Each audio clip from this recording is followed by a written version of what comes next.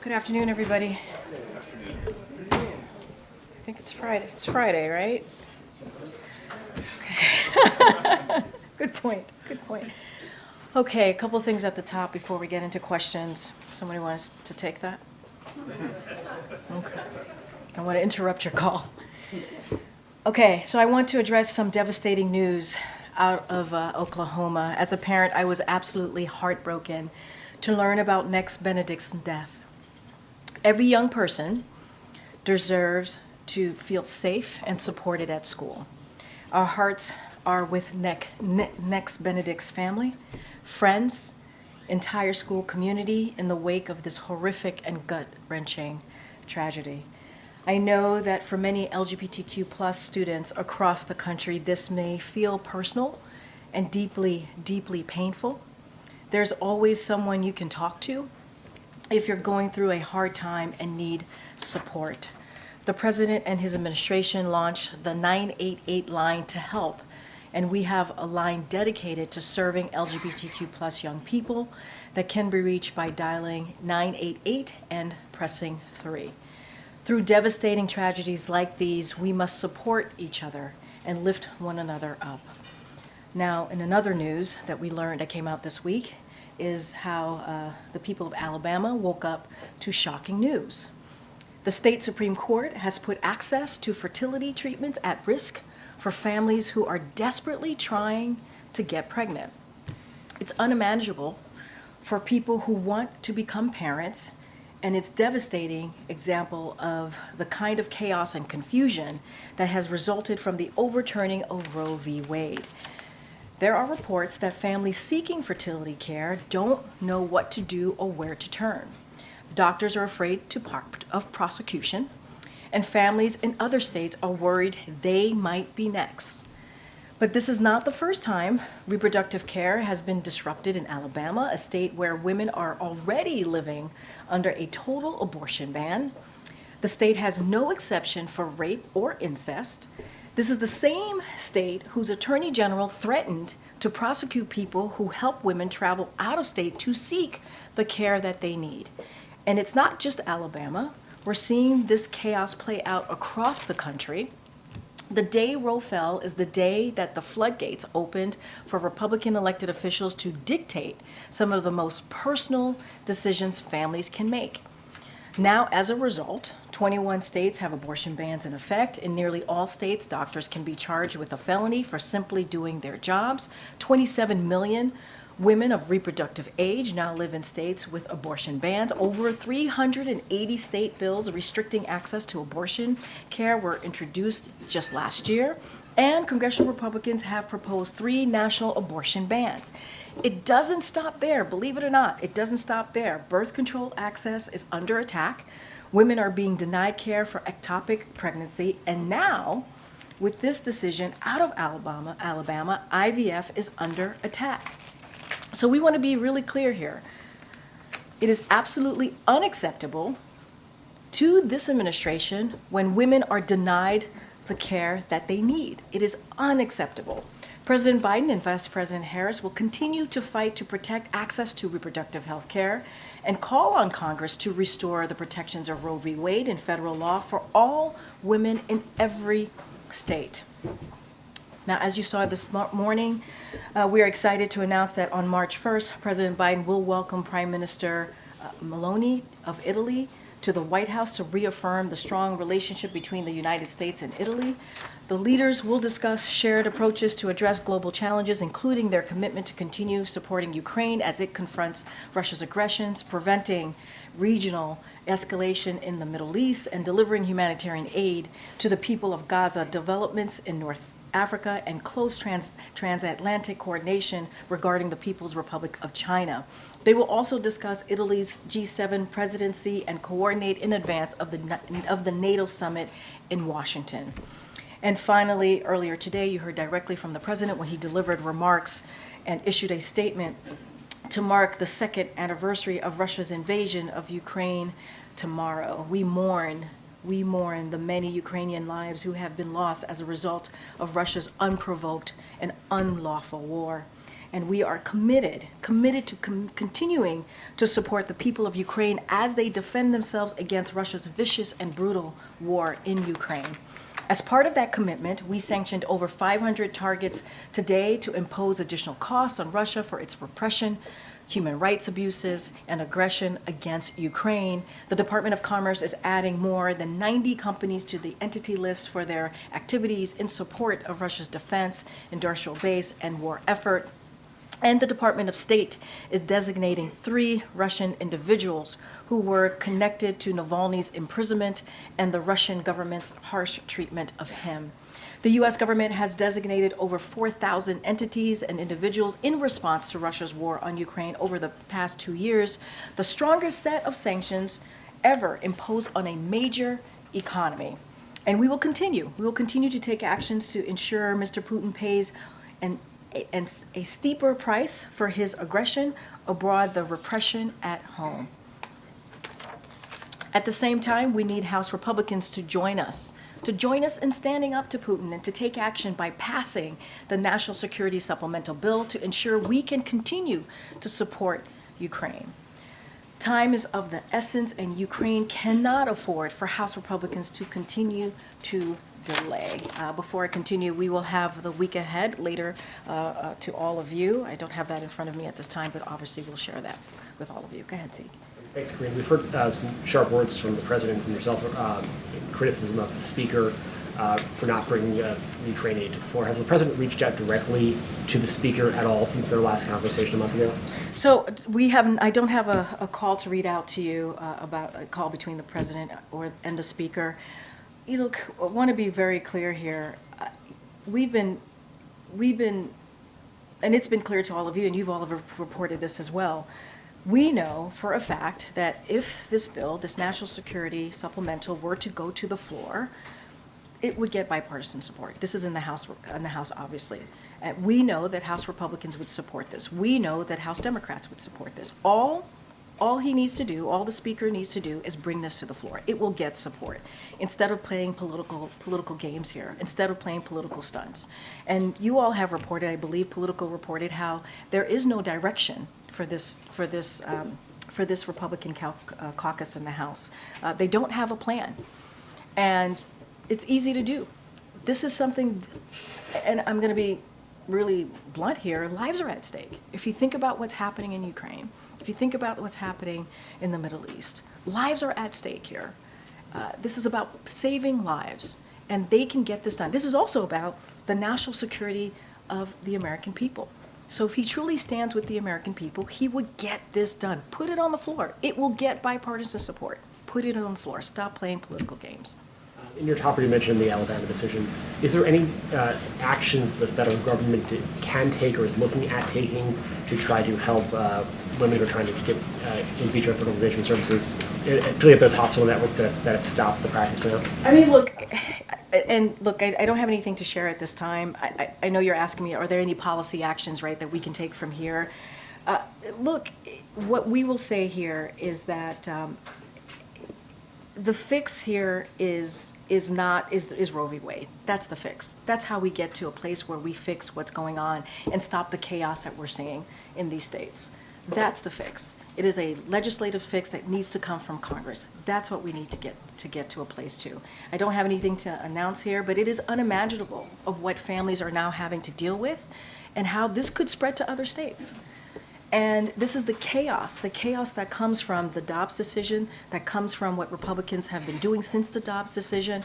And so we have to get this right. We have to get this fixed by making sure Congress acts and makes Roe the law of the land. The courts got it wrong. The courts got it wrong in this. And then last for me, last month the President said that he did not have any additional executive authority to act on with regards to the border. He met with governors this morning, where he apparently told them that he was looking and talked to his lawyers and seemed frustrated with his lawyers as he's trying to devise some executive actions. There's been some reporting on that in the last couple of days as well. So is the President currently contemplating additional executive actions on the border? What are they, and when will we see them? So look, we don't have any actions to announce today. No decisions, and this is something that I've actually spoken to the president about. No decisions have been made on this. Here's what we know, and here's the bottom line. There is no executive action that the president can take, no matter how aggressive it could be, can deliver the significant policy reforms and additional resources that Congress could have provided that Republicans rejected, right? There's nothing, no actions that he could take that would have been, that would be as tough, as fair as this bipartisan legislation that came out of the Senate, obviously, that we worked on for months. And that's what would have actually dealt with this, what was happening at the border, dealt with the immigration situation. And this is what Republicans rejected. And so, look, I don't have any decisions to make at this time. What we believe is that piece of legislation that came out, a bipartisan piece of legislation that came out of the Senate, that would have been the way to move forward here. And again, Republicans in the House decided to block that. They decided to go a political direction. They decided on issues, on policies that were included in there that they believed in, that they, at one point, believed that's how to move forward to deal with the border. They rejected it. And so, again, don't have anything to announce at this time or any decisions, to be even more clear, and decisions that have been made right now. But we had something on the table that came out of the Senate in a bipartisan way, and they decided, and they rejected it, meaning the Republicans in the House. Kids. Thanks, Karine. On the Alabama IVF ruling, how concerned should American families be that this could spread to other conservative states? And does this president need to do more than simply calling for the codification of Roe versus Wade? Does he need to go further here, since this does deal with a separate issue? And I hear your question here. Yeah, they should be concerned. They should be concerned, on your first part of your question, they should be concerned that this could spread in other states. This is the chaos that has come out of the Dobbs decision. This is the chaos that has come out of getting rid of Roe, which was the law of the land for almost 50 years. And so, look, what needs to happen, I mean, the way that we fix this, or the way that we get to a place where women feel protected, where women can make decisions on their own body, where families can make a decision on how to move forward in growing their family or starting a family, is to get Roe v. Wade needs to be the law of the land. That's the fix. That's what needs to happen. That is the best way to move forward here. And on the border deal, the president had earlier said that he was out of options when it comes to executive actions. Does the fact that he's considering other actions mean that there was more he could have done earlier? So what changed? I'm going to be very clear. The bottom line, the only way we could move forward in a effective, more comprehensive way was to move forward with the bipartisan legislation that came out of the Senate. That was the way that we believe would have been one of the toughest, one of the fairest bipartisan border security bills that we have seen in decades. It would have dealt with giving resources that's needed at the border. It would have dealt with dealing with policy issues that relates to immigration, and that's the way we should have moved forward. A couple of things that it would have done: establish a more efficient process for asylum claims with consequences for those who do not have a legal basis to remain in the United States, provide more resources to secure the border and process claims, border patrol agents, law enforcement personnel, and detection technology to combat fentanyl trafficking, asylum officers and immigration judges, make our country safer, our border more secure, while treating people fairly and humanely, consistent with our values as a nation. Republicans rejected this bipartisan agreement that came out of the Senate. That's something that the president worked with in a bipartisan way, obviously with Republicans and Democrats in the Senate for months. They rejected that. And we believe that is the direction, that is the bottom line for us. That's the way we should have moved forward. I don't have anything to announce or any decisions that's been made. Yeah. Roe versus Wade versus trying to protect women's rights to IVF treatment, they are two separate things. So is the administration looking at protections for the latter? Look, don't have anything to share on any policy changes or any policy updates for all of you, but we have to understand how this started. This started because of what happened with Roe, the Dobbs decision to overturn Roe, something that was Roe was constitutional for almost 50 years, and that got overturned. And the moment that got overturned, that day, Republicans started to work and take action. I just mentioned 380 pieces of legislation. to go against what difficult decisions that women need to make about their bodies, about their family, about how they're going to move forward, about the care that they need. 380 pieces of legislation across the country. That's what is happening. That's what's happening right now.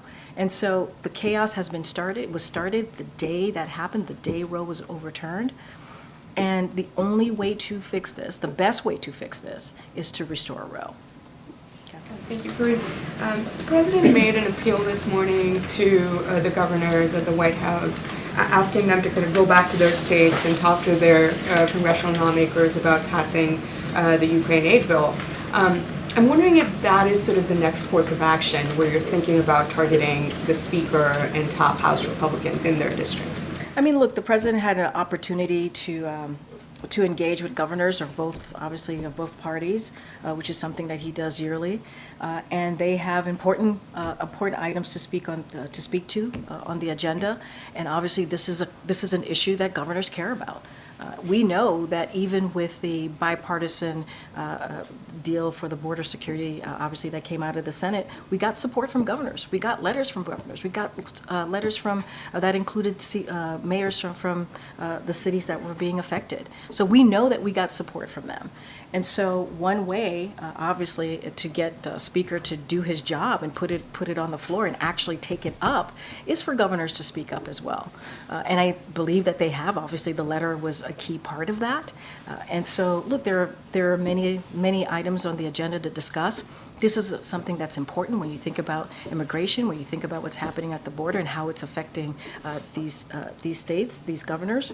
So, yeah, I think it's important for one way the president to show leadership is to also say, and governors to show leadership, is to be very clear what this means to them, to their constituents back at home. Are you planning to follow up with them in the next week if they have had those conversations? Well, we've been in regular touch with governors. Obviously, there was $1 billion that we were able to secure to help governors deal with the migrant situation, the migrant issue over the past several months. So we've been in constant communication with governors, with mayors, and so those conversations continue. What you were able to see is the president leaning in and showing how important it is to move with the bipartisan deal as it relates to the border, obviously border security, and also obviously the national security supplemental. Since we are speaking about the two-year anniversary tomorrow of Ukraine being attacked by Russia.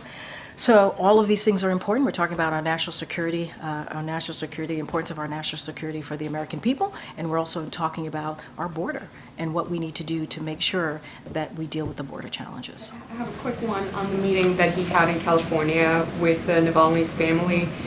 We did see the readout that you put out. The president has spoken a little bit on it.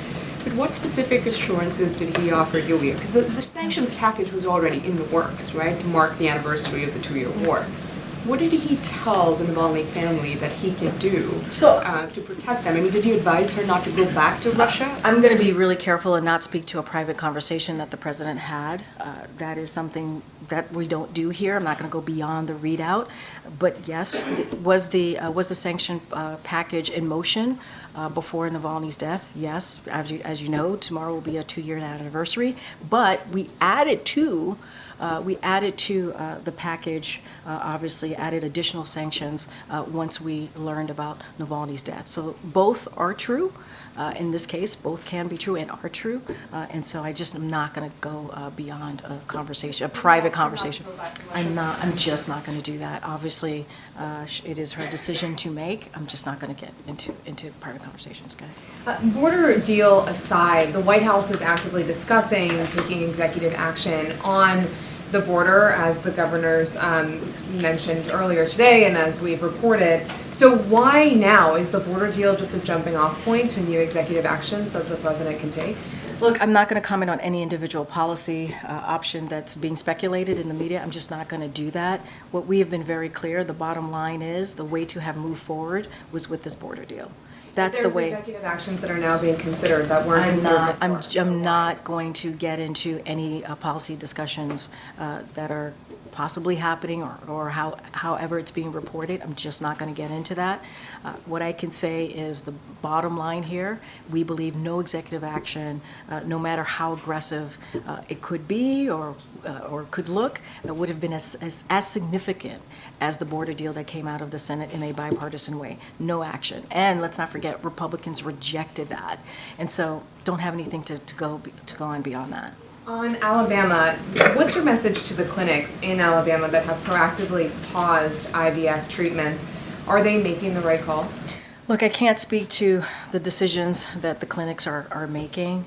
That is for them. They are, there's safety concerns, there's legal concerns that they have to weigh and decide on. What we can speak to is the chaos that has been created because of the overturning of Roe, and we see this, and it is devastating. It is devastating. It is dangerous to women. And so what we're going to do is continue to speak out against that and make it very clear that the court decision that was made was wrong. And yeah, you know what? This could spread. This could go beyond Alabama. And that is a scary thought for many families across the country, certainly many women across the country. Last question. You mentioned there's no readout with the president and the House Speaker.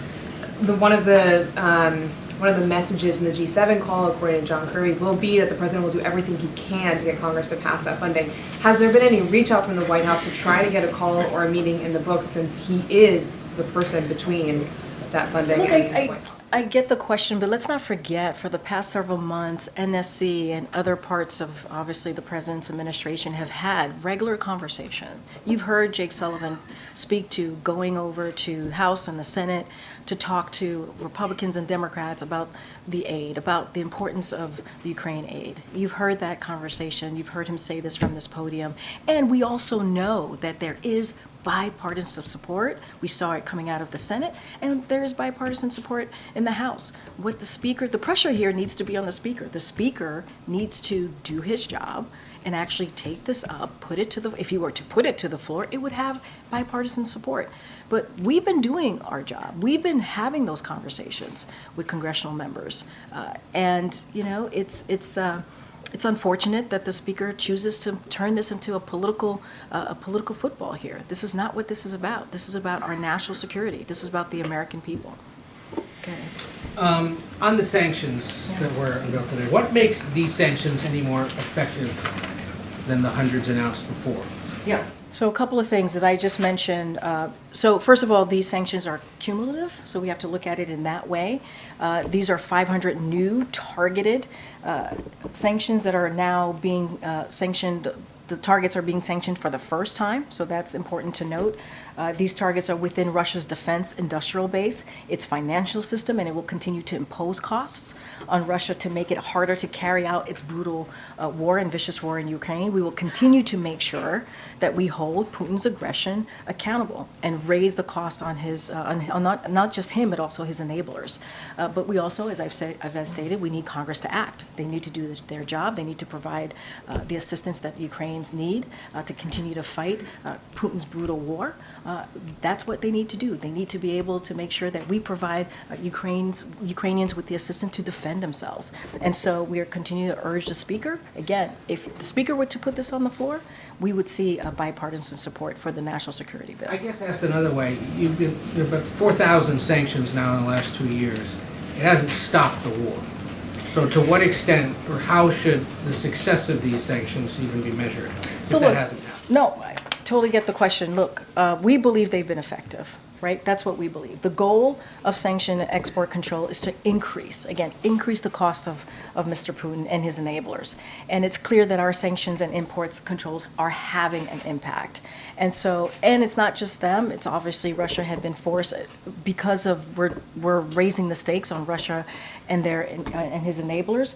We see Russia being forced, right, to turn to countries like Iran and North Korea to get the arms and ammunition it needs to carry out this war. I want to just lay out an example from Bloomberg. Bloomberg reported last month that Russia's government has tapped almost half of the national wealth funds available reserves as it pours money into its defense budget at the expense of Russia's other needs. When you think about Putin's own oil czar, They have linked, he's linked the fact that Russia has been forced to sell its oil at heavily discounted prices to our coalition's increased enforcement of oil price cap in recent months. So we have seen the impact. We believe, again, this is cumulative. What we were able to sanction, again, 500 additional targets, and we believe that it has had an impact on. On the Alabama IVF ruling, you have spoken out just here forcefully about it. The Vice President did yesterday and continues to on her national tour. The President tweeted about it and issued a written statement. Yeah. When might we see him more publicly speak out about this issue? We keep hearing, at least we keep hearing from voters and Democrats who say, where is he on this? Why isn't he talking about an issue of such urgent concern? Presidential focus, time, statement in public instead of on paper is very different than sending you out here or tweeting about it or sending the Vice President on the road. I mean, look, Ed, I think the President has spoken about what the attack on reproductive rights, what the attack on women being able to make choices on behalf of their own health care and getting the health care that they need, the actions that he has taken, whether it's executive actions and what obviously his agencies have been able to do, DOJ, HHS. I mean, those have been done because of this president. And he has spoken to this many times. The day that Roe was overturned, you heard from the president. The president was the only person that spoke to this on that day. And I would argue that a statement from the president is incredibly powerful, is important. He spoke to this through his statement. And the president has been very clear where he stands. He believes that we need to continue to protect women's right to make a decision, reproductive health decision, pardon me. And that's where we're going to continue to be. That's where he's going to continue to be. And we've been very clear about that. We've asked about this before. The Congressional Hispanic Caucus is once again concerned they are not being brought in to conversations about potential executive orders and other actions taken by the White House, saying that what they're reading about at least is unacceptable to them and they haven't had much dialogue with the White House about it. Are there any plans to remedy that? So first, no decisions haven't been made. I want to be very, very clear about that again. And I would say that we are in regular communication, regular contact with members of the Hispanic Caucus, members of the Progressive Caucus, just members of... Well, they claim they're not. From my understanding, and I've asked about this, we've been in regular communications with them. And so obviously we respect congressional members. We work very closely with them on many, many issues. We've been in regular communication and regular contact. We just don't have any decisions to make on any executive actions. We just don't have any decisions that have been made, and that may be why they haven't been talked to about that particular issue. But I would say as it relates to immigration, as it relates to what we've been trying to do, certainly as it related to the bipartisan agreement that came out of the Senate, we were in regular discussion. No decision has been made. No decision has been made here. Okay. Thank you. We know what the governors told us, that the president told them about the border and what he's considering with regards to executive actions. Just for the sake of clarity, can you tell us what the president told you? I'm just not going to go into private conversations. I'm just not. The governors can speak for themselves. I'm just not going to go into it. Okay. And Tammy Duckworth, the senator from Illinois, is talking about legislation that could protect IVF at the federal level. If Congress were to pass legislation to protect IVF, would President Biden sign it? I have not seen the legislation. I have not talked to our Office of Legislative Affairs about it, so I want to be super careful here. Obviously, Tammy Duckworth, Senator, is a close colleague, someone we've worked very closely with, so I just would need to talk to our Office of Legislative Affairs. We believe the best way, honestly, to get this done as it relates to the chaos that has been created is to get Roe to become law of the land, and that's something Congress can do. I want to be careful. I just don't want to speak to that particular legislation. And are you actively trying to get additional funding for the Border Patrol or some of the other funds to help deal with the border situation added to the CR or whatever vehicle might have to move to avoid a government shutdown? So, look, We're always having active conversations on what else we can do to deal with the challenges at the border, obviously. Don't have anything specific to lay out on any additional funding. Obviously, there was additional funding that we requested in that border security supplemental. Obviously, there would have been additional funding if the House Republicans would have moved forward with that bipartisan agreement that came out of the Senate, and Republicans didn't reject it outright. Obviously, that would have been helpful to what's happening, the challenges at the border. I just don't have anything to share on the specifics. Go ahead, Richard. Some more on the border, Karine, but the northern one, it's not as dramatic as in the south, but there are different and more reports on migrants crossing the border to come to the U.S. Is the administration worried? Is it in contact with the Canadian government to try to stop the flow? So look, we are in constant communication with our Canadian counterparts, obviously on a range of issues, including migrants attempting to cross the border. Don't have any new announcements to make, but we are constantly having those conversations with our counterparts in Canada. I just don't have anything for you at this time. How worried is the administration that it's happening more and more? I mean, look, I'm not going to put a gauge on this, on how worried we are, but we do have constant communication with our counterparts on a range of issues, including the one that you just laid out to me.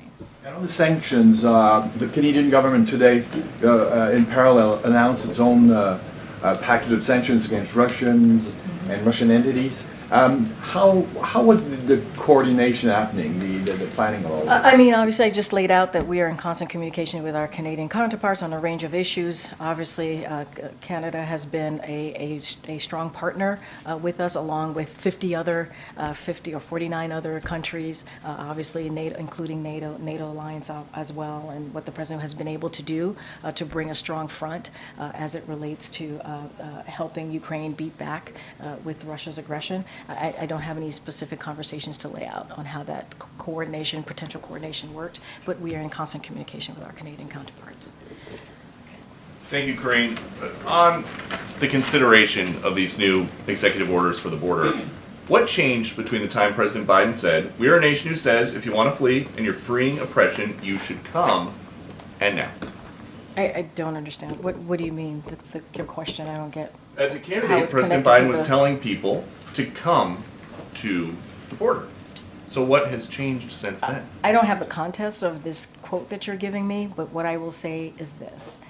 The president took this issue very seriously of what is happening at the border and the immigration system as a whole, right? And we have said over and over again, this is a system that has been broken for decades. Under the last administration, as you know, which was a Republican administration, and other administrations before that. And he took this so seriously that the first piece of legislation that he put forth on day one was on immigration reform. That is what counts, and that is what matters. And for the past several months, we worked with Republican senators and also Democrats in the Senate to try to come up with a fair and tough piece of legislation that would deal with border security. That was, let's not forget, endorsed by the Border Union Patrol. And that's how seriously the president has taken it. We've done this for months, and House Republicans have gotten in the way. The Speaker has gotten in the way. And so we want to deal with this issue. This is an issue that majority of Americans care about. House Republicans, the Speaker got in the way. The question really is for the Speaker. What changed? Speaker Johnson, what's changed? Something else President Biden has promised is a more humane border policy than Trump. So why would he even be considering now a border policy that is more similar to Trump? What border policy are you talking about? Axios is reporting that the legal authority Biden is considering using powered Trump's Muslim ban and similar sweeping restrictions at the border. I'm not going to get into or comment on individual policy option that's being speculated right now. As I said before, no decisions have been made. We want to make sure, the president has been very clear, he wants to make sure that our country is safer, and we need more border security, obviously, to secure our border. We've been very clear about that, and we want to do it while treating people fairly and humanely. And that is consistent with our values. But look, Republicans continue to get in the way. Speaker Johnson has gotten in the way of this. And so a lot of these questions are for him. We did our job. The Senate did their job in a bipartisan way. There are provisions in that policies that are in that legislation that Republicans agreed with at some point, not very long ago, just last year, that they agreed with, and now they're rejecting it.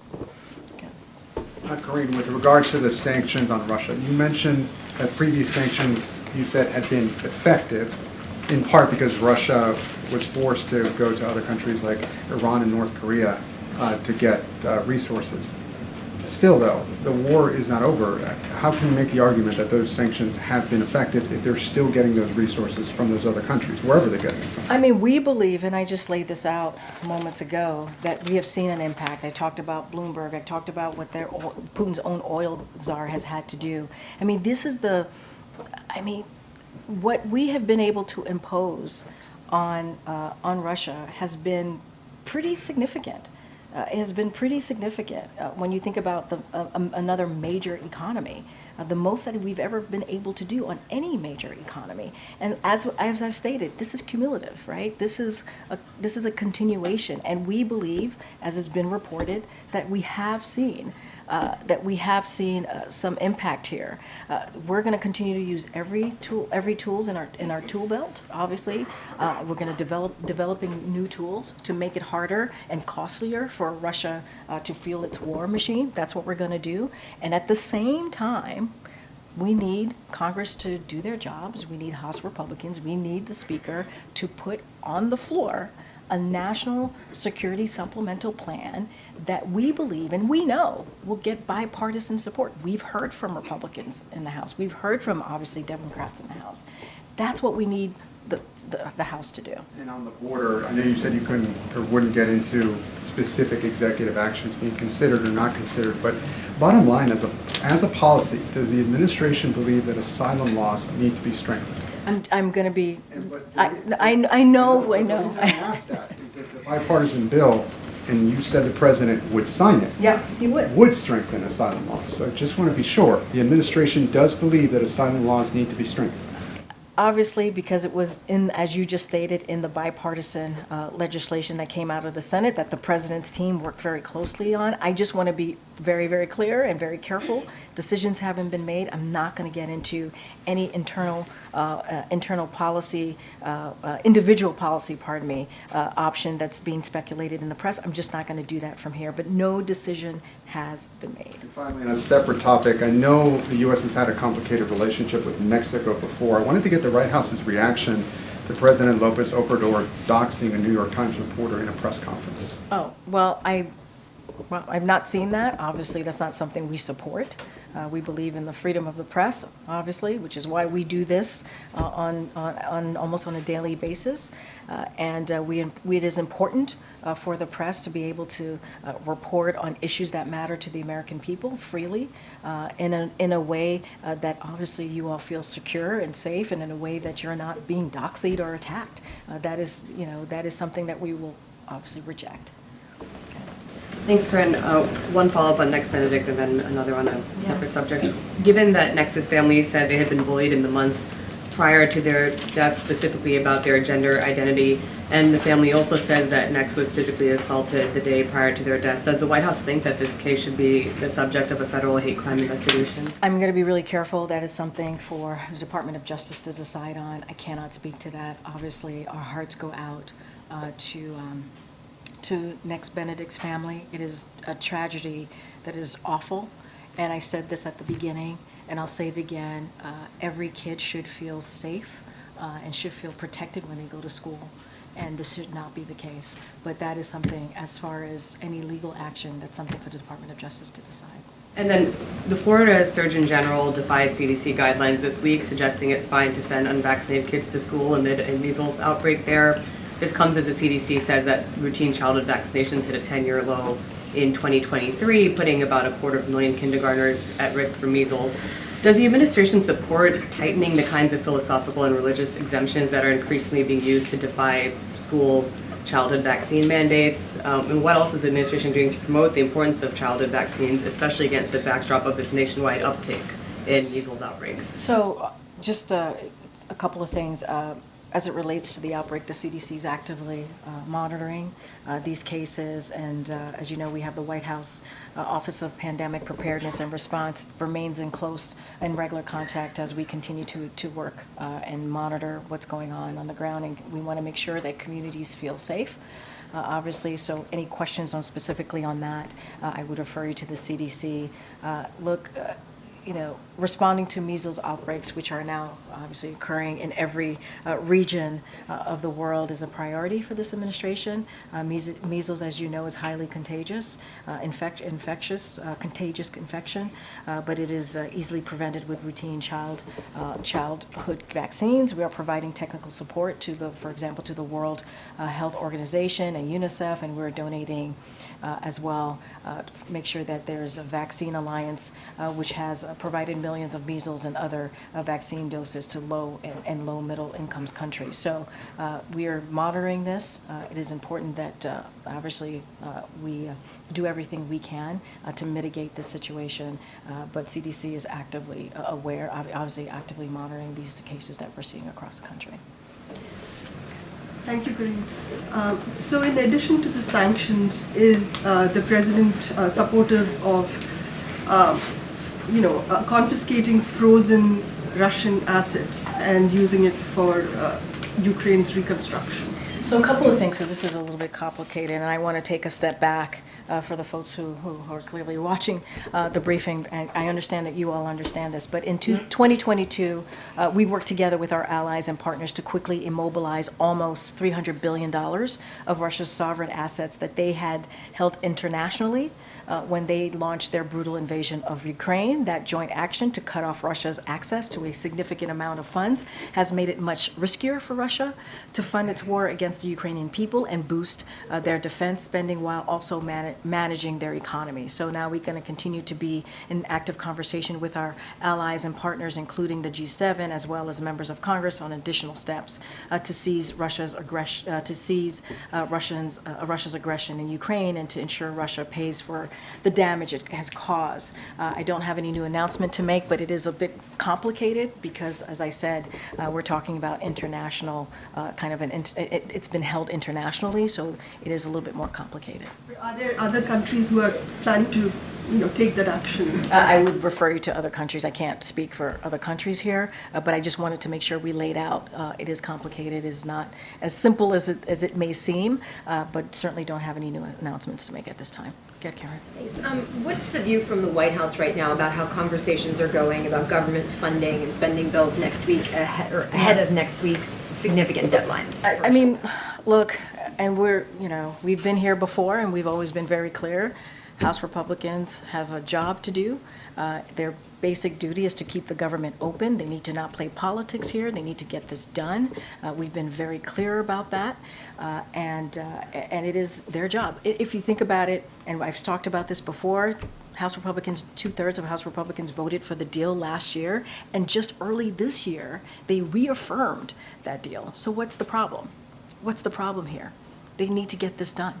They need to get this done. There are important programs that the American people need, and so they need to move forward and make sure we keep the government open. I feel like I've asked you this before deadlines, but are you anticipating another short-term funding bill, another CR, and is the president okay with that this time around too? So look, I'm not going to get into legislative negotiations from here, but look, we got to be really clear that these are programs that are critical, that are important to the American people, and it needs to get done. It needs to get done. So I'm not going to get into negotiations from here. House Republicans need to do their jobs here. They need to get to work, and they need to make sure that they prevent a needless shutdown. And are White House officials involved in any conversations, like legislators, with congressional leaders this weekend about getting closer to something? So I can say that OMB and our Leg Affairs team are in touch with lawmakers from both parties every day on the need to keep the government open. But again, this problem is a problem of the House Republicans making. It's not something that we can fix for them. This is something that they can deal with. This is something that they need to actually work on, and they need to get to work here. They need to get to work. Thanks, Karine. I want to try a little bit different on the executive actions, possibly on the border. The bills are stalled, so why wait 3 years now in to take alternatives or take possible executive actions? What are you talking about? You mentioned the bill, that when the first week in office, the president issued his bill for immigration reform, and then the negotiated Senate bill. Those are both stalled. The House is not taking I think them you're up. seeing it very differently than we are. We're saying that the president took it very seriously. He took it very seriously by taking action on day one, putting forward a comprehensive immigration policy legislation that he wanted Congress to act on. They did not act on it. We taken actions on our own, and we've been able to secure some funding to deal with what we've seen at the border, but we need more. We need more, and we've said this. We have said this for the past 3 years, and House Republicans have continued to get in the way. In the last couple of months, we worked with Senate Republicans and Democrats for several months to come up with a border security that is tough, that is fair, that's supported, that was endorsed by the Border Patrol Union. The Border Patrol Union endorsed this legislation. Republicans rejected it. So this is something for Republicans in the House to speak to. We've worked with the Senate in a bipartisan way to get this done, to actually deal with an issue that matters to the American people in a bipartisan way. And House Republicans have allowed politics to get in the way.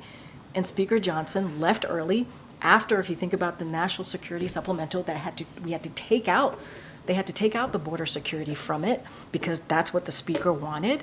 That was done out of the Senate. It was passed, and then the speaker went home early and is gone. He went on vacation early, and so this is truly a question for the speaker. Well, my question is now we're hearing about executive actions that could be taken. Why wait this long to look at executive I've been very actions? clear. We have made no decisions on that. I'm not going to get into policy discussions or hypotheticals that we're hearing right now. Be very clear.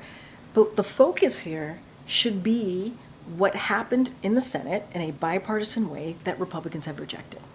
That is the reality that we're in here, Ed. That's the reality. And then one more, if I may. In fiscal year 2023 at the border, there were 24,000 Chinese nationals that had illegally crossed, and 288 were deported. And the National Border Patrol Council president says that the vast majority of them coming across now are military-aged men. What's the level of concern for the White House about these military-aged men? So this continues to be a concern for this administration. So we'll just start there. But speaking specifically to individuals, just in general, who pose a risk to public safety and national security, regardless of nationality, they are detained as they undergo immigration proceedings and are removed. If they do not have a legal basis to remain in the United States, global migration is at the highest since World War II. And that means we work with our international partners to bolster their enforcement capabilities while expanding economic opportunities and lawful pathways. That's what we've been able to do for migrants, deserving of protection, specifically under the President's Los Angeles Declaration for Migration and Protection and America's Partnership for Economic Prosperity. And again, I go back to that bipartisan agreement that came out of the Senate, and that would have been a step forward here. It would have been a piece of legislation that, as I've said, would have been tough, it would have been fair, and it was endorsed by the Border Patrol Union. And Republicans in the House rejected it. Go ahead, Karen. Ms. Karine, a group of progressive lawmakers led by Congresswoman Barbara Lee and 200 organizations sent a letter to the president this week urging him to take executive action, including executive orders, to advance a range of bills that have been introduced by Democrats that have been stalled in Congress, including H.R. 40, which the president said he supports, to create a reparations commission, the John R. Lewis Voting Rights Act, as well as resolutions to protect Black history and create a ban books leaks in light of these bans we've been seeing in states like Florida. Has the White House received this letter, and does the president believe that his racial justice agenda has been effective, and does he think that he can do more through executive action? So let me just say that a lot of, and yes, we have received the letter, and a lot of the items in the letter that has been, issues that have been outlined is some of the causes that the president has championed over the past 3 years. The president has taken, as you know, historic actions as it relates to voting rights here, strengthening voting rights on the federal level. He's taken action to raise wages. Let's not forget the actions that he's taken, because he's taken the actions on on building an economy from the bottom up, middle out. We have seen, as it relates to unemployment for the Black community, when he walked in, it was at 9%. Now it's at 5%. Always more work to be done, but that matters.